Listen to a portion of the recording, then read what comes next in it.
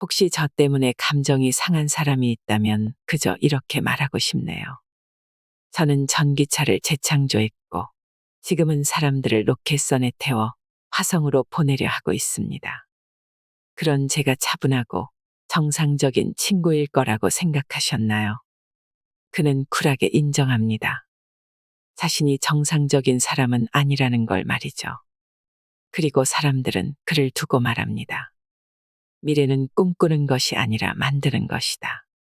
일론 머스크가 상상하면 모두 현실이 된다. 여러분은 일론 머스크에 대해서 얼마나 알고 계신가요? 일론 머스크는 천재라고도 불리고 몽상가라고도 불립니다. 혹은 영웅으로도 불리고 사기꾼이라고도 불리지요.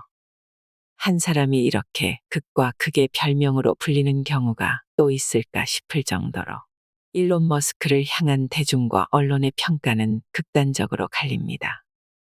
수많은 논란 속에서도 1%의 가능성에 모든 것을 걸며 인류의 미래를 바꾸는 이 시대 최고의 혁신가로 꼽히는 일론 머스크의 모든 것을 담은 전기가 출간되었습니다.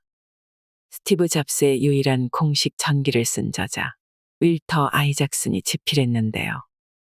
이 공식 전기의 집필을 위해 일론 머스크를 2년간 그림자처럼 따라다니고 주변인들을 인터뷰하며 다양한 측면으로 그를 분석한 아이작슨은 과연 그가 괴팍하지 않았다면 우리를 전기차의 미래로 그리고 화성으로 인도하는 사람이 될 수 있었을까라며 우리들에게 질문합니다. 760페이지에 달하는 내용 중 일론 머스크가 꿈꾸고 있는 미래, 현재 진행형인 사업에 관한 내용을 들려드리겠습니다. 평소 테슬라에 관심이 있으신 분들에게는 더욱 도움이 되실 거라 생각합니다. 자동차를 위한 AI. 챗GPT와 비슷한데 자동차를 위한 것입니다. 다발 슈로프가 머스크에게 말했다. 그는 머스크가 2015년 샘 올트먼과 공동 설립한 연구소인 오픈 AI에서 막 출시한 인공지능 챗봇과 테슬라의 프로젝트를 비교하고 있었다. 거의 10년 동안 머스크는 자율주행 자동차와 옵티머스 로봇 등 다양한 형태의 인공지능을 연구해왔다. 슈로프의 프로젝트는 머신러닝의 최신 영역과 관련된 것으로 사람의 행동 방식을 학습하는 자율주행 자동차 시스템을 고안하는 것이었다. 지금 하고 있는 일을 계속하는 것이 매우 중요하다고 생각합니다. 슈로프가 말했다. 머스크는 그 말에 동의했다. 테슬라가 단순한 자동차 회사도 아닐 것이고 단순한 청정에너지 회사도 아닐 것이라는 사실을 깨달았다. 테슬라는 완전 자율주행과 옵티머스 로봇, 머신러닝 슈퍼컴퓨터 도조를 갖추고 챗봇의 가상세계에서뿐만 아니라 공장과 도로의 현실 세계에서도 영향력을 발휘하는 인공지능 회사가 될 터였다. 그는 이미 오픈 AI와 경쟁할 수 있는 AI 전문가 그룹을 고용하는 것에 대해 생각하고 있었다. 수년 동안 테슬라의 오토파일럿 시스템은 규칙 기반의 접근 방식에 의존했다. 그것은 차량의 카메라에서 시각적인 데이터를 가져와 차선 표시와 보행자, 차량, 교통신호 등 8개의 카메라가 포착하는 범위 내에 있는 모든 대상을 식별했다. 그런 다음 소프트웨어는 다음과 같은 일련의 규칙을 적용했다. 신호등이 적색일 때는 정지한다. 녹색일 때는 주행한다. 양쪽 차선 표시의 중앙에 위치한다. 이중 노란색 차선의 반대편으로 넘어가지 않는다. 충돌할 만큼 빠르게 오는 차량이 없을 때만 교차로를 통과한다. 테슬라의 엔지니어들은 이러한 규칙을 복잡한 상황에 적용하기 위해 수십만 줄의 C++ 코드를 수작업으로 작성하고 업데이트했다. 슈로프가 작업하던 신경망 플래너 프로젝트에는 새로운 레이어가 추가되었다. 규칙에만 의존해 자동차의 적절한 경로를 결정하는 것이 아니라 인간이 보여준 수백만 건의 사례를 학습하는 신경망에 의존해서 적절한 경로를 결정하는 겁니다. 슈로프의 설명이다. 다시 말해 인간을 모방한다는 것이다. 이 신경망은 특정한 상황에 직면하면 수천 개의 유사한 상황에서 인간이 수행한 작업을 기반으로 경로를 선택한다.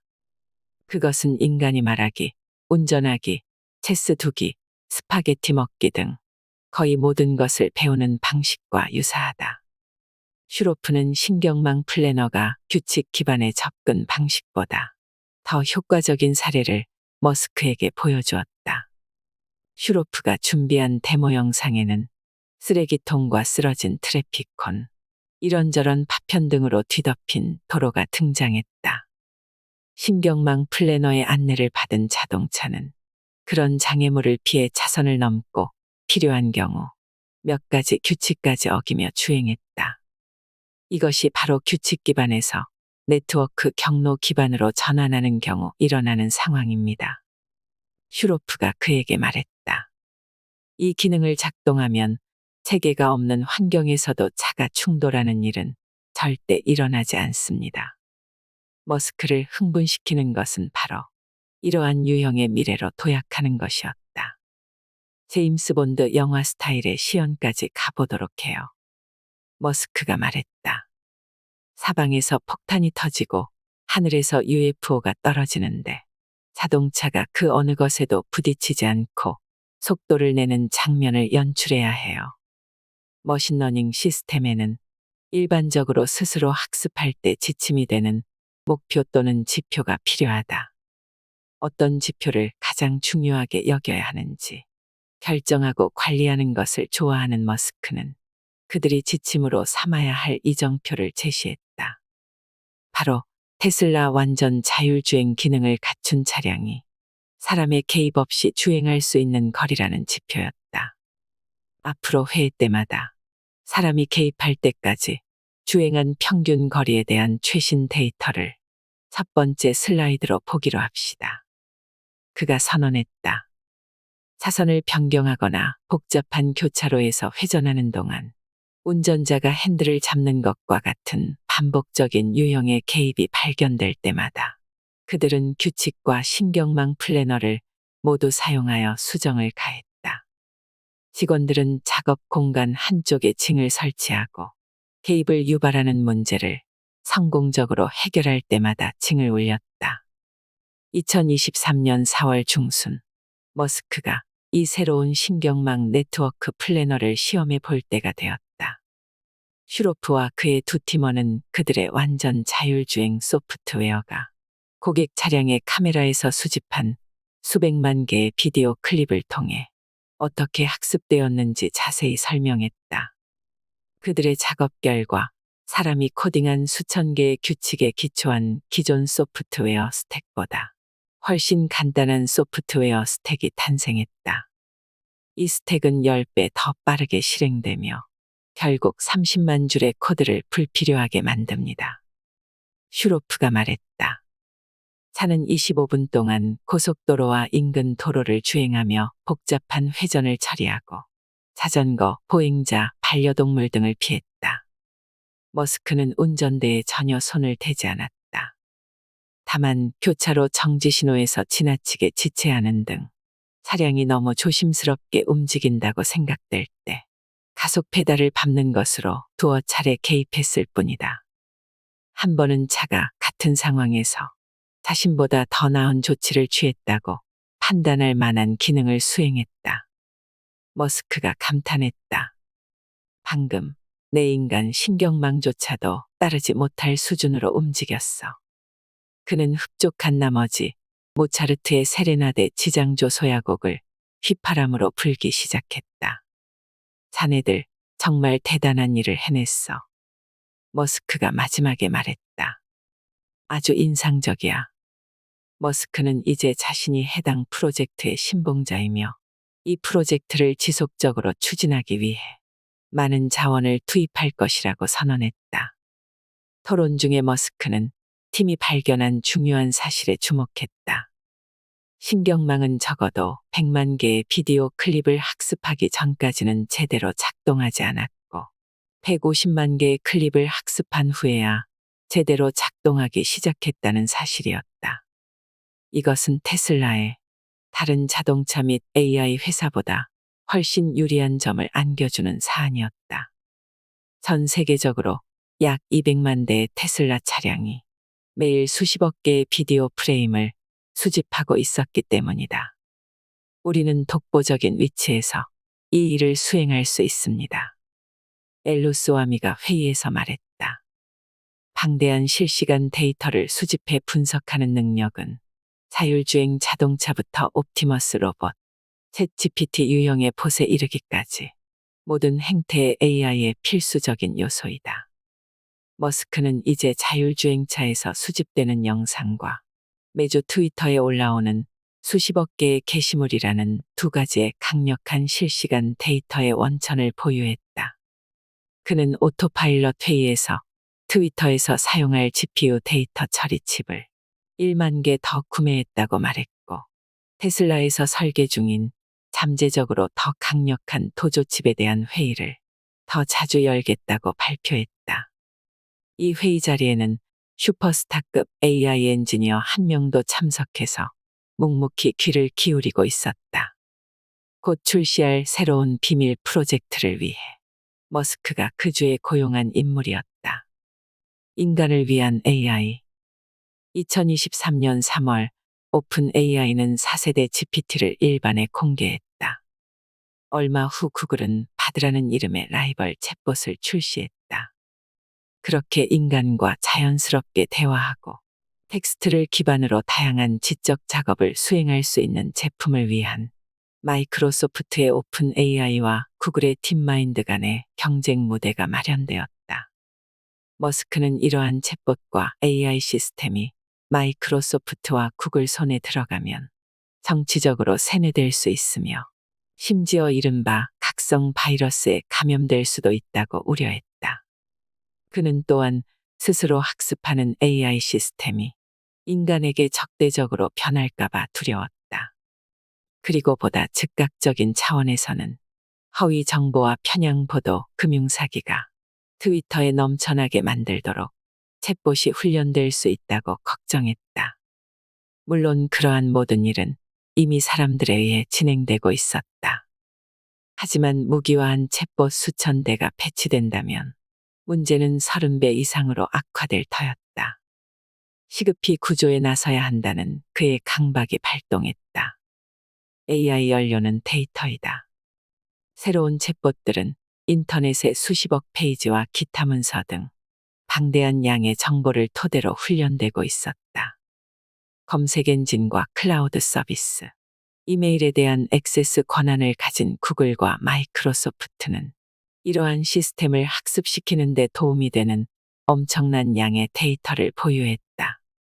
머스크는 이 파티에 무엇을 가져올 수 있었을까? 한 가지 자산은 수년 동안 매일 5억 개씩 추가되며 1조 개 이상 축적된 트윗을 포함하는 트위터 피드였다.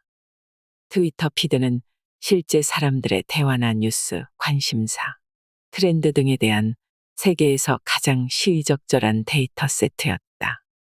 또한 실제 사람들이 챗봇의 응답에 어떻게 반응하는지 테스트할 수 있는 챗봇의 훌륭한 훈련장이기도 했다. 1월에 머스크는 트위터에서 수차례 심야회의를 소집하여 그것을 유료화할 방안을 모색했다. 또한 그것은 구글과 마이크로소프트가 AI 챗봇을 개선하기 위해 이 데이터를 사용하는 것을 제한할 수 있는 방법이기도 했다.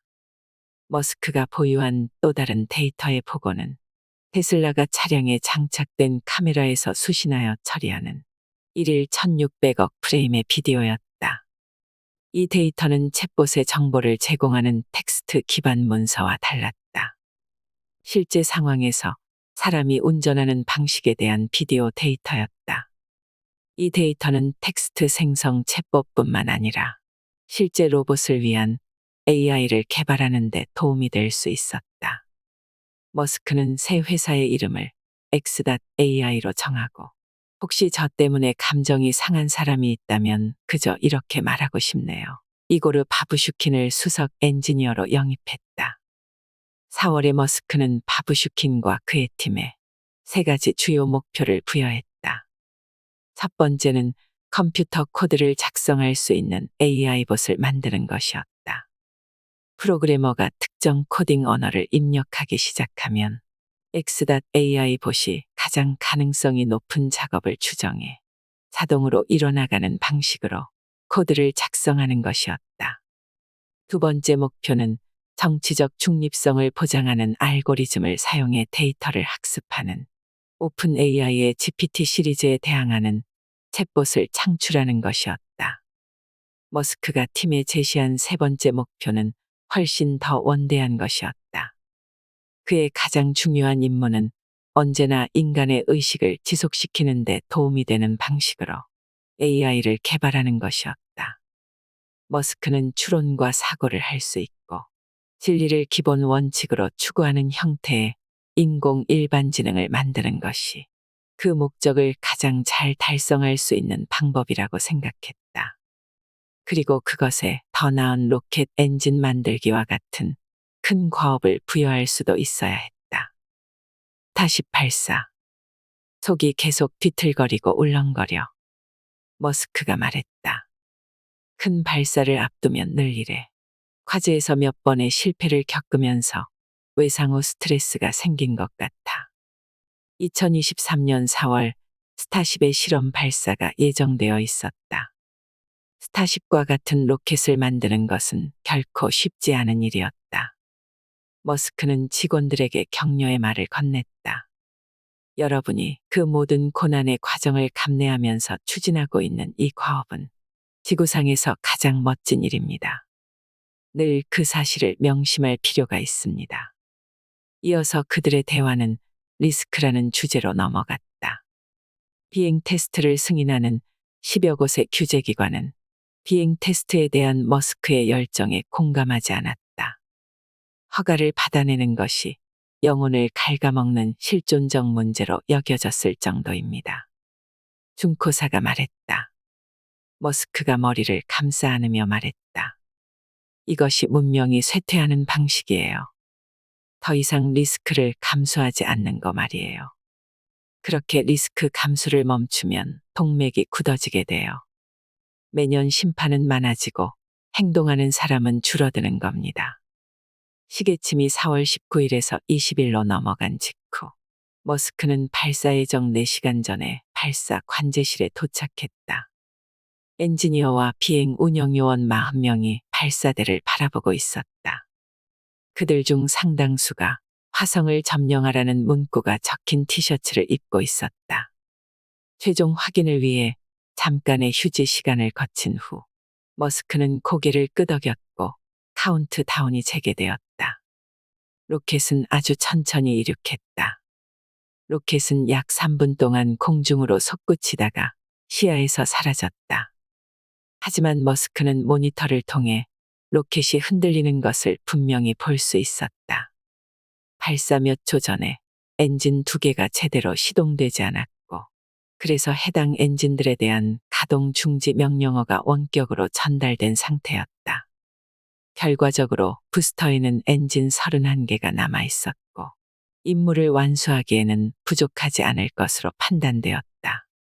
그러나 이륙 30초 후 밸브 하나가 열리면서 연료가 새어나와 부스터 가장자리에 엔진 2개가 추가로 폭발하였고 불길이 번지기 시작했다. 로켓은 계속 상승했지만 궤도에는 진입하지 못할 것이 분명해졌다. 프로토콜에 따라 위험하지 않은 바다 위를 날고 있는 현 시점에서 의도적으로 로켓을 폭발시켜야 했다. 머스크는 평소와 마찬가지로 리스크를 기꺼이 감수했다. 머스크는 로켓 제작에서 빨리 실패하는 접근 방식의 타당성을 믿었다. 리스크를 감수한다. 실패를 통해 배운다. 수정하고 반복한다. 우리는 모든 리스크를 제거하기 위한 설계에 매달리고 싶지 않습니다. 그러면 아무 데도 갈 수 없습니다. 그가 말했다. 그는 로켓이 발사대를 떠나 시야에서 사라질 정도로 높이 올라가 폭발하는 경우, 그리하여 유용한 새 정보와 데이터를 많이 확보하게 되는 경우, 실험 발사를 성공으로 간주하겠다고 미리 선언한 바 있었다. 스타쉽은 그러한 목표를 달성했다. 하지만 어쨌든 로켓은 폭발했다. 대부분의 대중은 그것을 폭발로 끝난 실패로 간주할 것이다. 모니터를 바라보던 머스크의 표정이 잠시 굳어지는 듯 보였다. 하지만 나머지 관제실 사람들은 박수를 치기 시작했다. 그들은 자신들이 성취한 것과 배운 것에 대해 기뻐했다. 머스크가 마침내 자리에 일어나서 두 손을 머리에 올리며 그들에게로 향했다. 잘했어요. 성공입니다. 우리의 목표는 로켓이 발사대를 떠나 눈에 안 보이는 곳에서 폭발하는 것이었고, 우리는 해냈습니다. 처음으로 궤도에 진입시키는 데에는 잘못될 수 있는 것들이 많이 따르기 마련이에요. 오늘은 정말 멋진 날입니다. 머스크로 하여금 장대한 위협에 도전하게 만드는 핵심적인 것은 무엇인가? 그의 대담성과 자만심이다. 그렇다면 그런 대담성과 자만심은 그의 나쁜 행동 방식과 냉담함, 무모함에 대한 변명이 될 수 있을까? 물론 대답은 아니오이다. 셰익스피어가 말했듯이 모든 영웅은 결점을 가지고 있다. 어떤 결점은 비극을 낳고 어떤 결점은 극복된다. 우리가 악당으로 보는 인물도 복잡할 수 있다. 셰익스피어는 가장 훌륭한 사람조차도 결점으로 주조된다라고 썼다. 하지만 과연 절제된 머스크가 구속되지 않은 머스크만큼 많은 것을 성취할 수 있을까? 여과되지 않고 얽매이지 않는 것이 머스크라는 인물의 본질에 필요 불가결한 요소는 아닐까? 안정적이든 혼란스럽든 그의 모든 측면에 복합적으로 작용해 로켓을 궤도에 올릴 수 있고 전기자동차로의 전환을 이룰 수 있는 것은 아닐까? 때때로 위대한 혁신가들은 배변 훈련을 거부하고 리스크를 자청하는 어른아이일 수 있다. 무모하고 사람을 당황하게 만들고 때로는 해를 끼칠 수도 있다. 그리고 미치광이일 수도 있다. 자신이 세상을 바꿀 수 있다고 믿을 만큼 미친 사람 말이다. 스티브 잡스는 말했습니다. 자신이 세상을 바꿀 수 있다고 믿을 정도로 미친 사람들이 결국 세상을 바꾼다. 일론 머스크가 그리는 미래는 늘 우리의 상상을 넘어섭니다. 500년 전 레오나르도 다빈치도 50년 전 스티브 잡스도 그랬습니다. 그들은 미쳤다는 소리를 들으면서도 끊임없이 새로운 미래를 상상했습니다. 현 시대를 살아가고 있는 우리는 또 다른 다빈치를 보고 있는지도 모릅니다. 윌터 아이작슨이 오랜 시간 공들여 쓴 이 책에는 우리 안에 잠들어 있는 수많은 잠재력을 다시 깨우는 서로의 기회들이 무수히 숨어 있습니다. 일론 머스크가 꿈꾸는 미래는 과연 이루어질까요? 우리에게 다가올 미래를 상상해보는 시간이 되셨길 바랍니다. 이상으로 인생의 품격이었습니다. 하루하루 당신의 품격이 더 빛나길 바랍니다.